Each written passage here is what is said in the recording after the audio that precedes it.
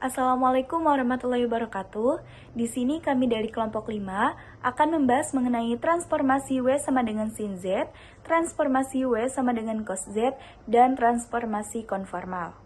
Nah, adapun anggota kelompoknya itu ada saya, Zara Rustiani Mupliha sebagai pemateri pertama, ada Inayatus Sulaima sebagai pemateri kedua, lalu ada Sais Irizki sebagai pemateri ketiga, dan yang terakhir ada Firda Dwi Oktavianti sebagai pemateri keempat. Nah, teman-teman, mempelajari transformasi W sama dengan sin Z, transformasi W sama dengan cos Z, dan transformasi konformal sangat penting dalam memahami konsep dasar analisis kompleks dan aplikasinya dalam berbagai bidang. Transformasi W sama dengan sin Z dan transformasi W sama dengan cos Z membantu kita memvisualisasikan bagaimana fungsi trigonometri kompleks memetakan bidang kompleks, memberikan wawasan mendalam tentang perilaku fungsi dalam domain yang lebih luas. Sementara itu, transformasi konformal sangat berguna karena mempertahankan sudut lokal pada pemetaan antara dua permukaan. Ini memainkan peran penting dalam analisis peta, teknik elektro, dan dinamika fluida, terutama dalam memecahkan masalah yang melibatkan aliran potensial dan peta struktural. Pemahaman terhadap transformasi ini memungkinkan kita untuk mengaplikasikannya dalam simulasi fisik, pemrosesan sinyal, dan pengembangan algoritma optimasi, menjadikannya alat yang sangat berharga dalam bidang matematika terapan dan rekayasa. Nah, yang pertama ada transformasi W sama dengan sin Z. Nah, pada fungsi W sama dengan sin Z dan W sama dengan cos Z, sin Z dapat diuraikan menjadi sin Z sama dengan sin X cos Y plus I sin Y cos X, sehingga diperoleh persamaan U sama dengan sin X cos Y dan V sama dengan sin Y cos X. Nah, persamaan di atas dijadikan pedoman untuk mengenal sifat-sifat pemetaan fungsi sinus. Nah, di sini ada contoh, perhatikan interval berikut. X lebih dari sama dengan negatif pi per 2 dan X kurang dari sama dengan pi per 2, di mana Y sama dengan 0. Jika Y sama dengan 0, maka cos Y sama dengan 1, dan sin Y sama dengan 0. Sehingga untuk sembarang titik pada interval yang diberikan, diperoleh U sama dengan sin X dan V sama dengan 0. Karena X berubah-ubah antara negatif V per 2 dan V per 2, maka nilai sin X berubah-ubah antara negatif 1 dan 1. Nah, akibatnya di bawah W sama dengan sin Z, interval yang diberikan dipetakan ke U lebih dari sama dengan negatif 1 dan U kurang dari sama dengan 1, di mana V sama dengan 0. Nah, pada bidang W, ada pada gambar 11.1 ya di bawah, menggunakan penalaran yang sama, dapat ditunjukkan bahwa sumbu nyata bidang Z dipetakan ke interval yang sama dengan contoh sebelumnya, yaitu interval U lebih dari sama dengan negatif 1 dan U kurang dari sama dengan 1, di mana V sama dengan 0. Pada bidang W, pemetaan sumbu nyata bidang Z menutup interval tak berhingga kali. Nah, pada contoh selanjutnya akan ditunjukkan bahwa sumbu hayal X sama dengan 0. Dipetakan ke sumbu hayal U sama dengan 0. Nah, di bawah pemetaan sinus. Bila X sama dengan 0, maka U sama dengan 0 dan V sama dengan sin Y. Karena Y berubah-ubah dari negatif tahingga ke tahingga pada sumbu hayal, maka V sama dengan sin Y berubah-ubah dari negatif tahingga ke tahingga. Sedangkan U tetap berada pada 0, artinya sumbu X sama dengan 0, dipetakan ke sumbu U sama dengan 0. Nah, pada pemetaan ini, separuh bagian atas dipetakan ke separuh bagian atas, dan separuh bagian bawah dipetakan ke separuh bagian bawah. Selanjutnya yaitu transformasi W sama dengan cos Z. Pada transformasi W sama dengan cos Z dapat diuraikan menjadi cos Z sama dengan cos X cos HY dikurang I sin X sin HY dengan menggunakan identitas cos Z sama dengan sin Z plus pi per 2. Dapat diketahui sifat-sifat pemetaan cos Z yaitu melalui gabungan pemetaan zeta sama dengan Z ditambah pi per 2 dan W sama dengan sin zeta.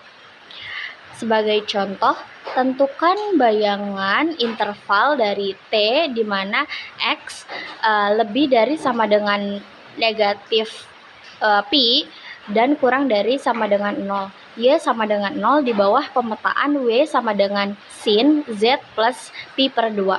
Penyelesaiannya pada interval X lebih dari sama dengan negatif pi kurang dari sama dengan 0, Y sama dengan 0, di bawah pergeseran zeta sama dengan Z plus pi per 2 dipetakan menjadi T aksen sama dengan R dalam kurung zeta lebih besar sama dengan negatif pi per 2 dan kurang dari sama dengan pi per 2 I zeta sama dengan 0. Selanjutnya di bawah W sama dengan sin zeta, T aksen dipetakan menjadi U lebih dari sama dengan negatif 1 dan kurang dari sama dengan 1, V sama dengan 0. Akhirnya disimpulkan bahwa di bawah W sama dengan cos Z, interval negatif P, interval X lebih dari sama dengan negatif Pi dan kurang dari sama dengan 0, Y sama dengan 0 dipetakan menjadi U lebih dari sama dengan negatif 1 dan kurang dari sama dengan 1, V sama dengan 0. Selanjutnya ada transformasi konformal. Konsep pemetaan konformal dapat dipikirkan sebagai interpretasi geometrik pada analitis. Aspek geometrik utama pada keserupaan ialah kesamaan sudut dalam besar dan arahnya. Misalkan fungsi W sama dengan Z analitik pada titik Z0 dan andaikan bahwa F aksen Z tidak sama dengan 0, maka menurut definisi F analitik pada suatu lingkungan Z0. Misalkan N. Pengembangan berikut berlaku di dalam N. Andaikan suatu kurva mulus, yaitu kurva yang dapat dinyatakan secara parametrik oleh dua fungsi yang dapat didiferensialkan, X bukan himpunan tak kosong, T. Y sama dengan T pada interval T kurang dari sama dengan beta dan T lebih dari sama dengan alpha melewati Z0 dan bahwa suatu titik berubah-ubah Z mendekati Z0 sepanjang A. Di bawah F, A mempunyai bayangan A aksen pada bidang W dan karena Z mendekati Z0 sepanjang A, W sama dengan Z mendekati W sama dengan FZ0 sepanjang A aksen. Maka karena F aksen Z0 ada, diketahui bahwa F aksen Z0 sama dengan limit Z mendekati Z0 W min W0 per Z min Z0 yang dapat diungkapkan dengan untuk Z mendekati Z0, W min W0 per Z min Z0 maka menuju F aksen Z0. Artinya argumen W min W0 per Z min Z0 maka argumen F aksen Z0. Implikasinya dalam kurung siku argumen W min W0 dikurang argumen Z min Z0 maka argumen F aksen Z0. Hubungan terakhir ini berlaku bagi kelipatan 2R.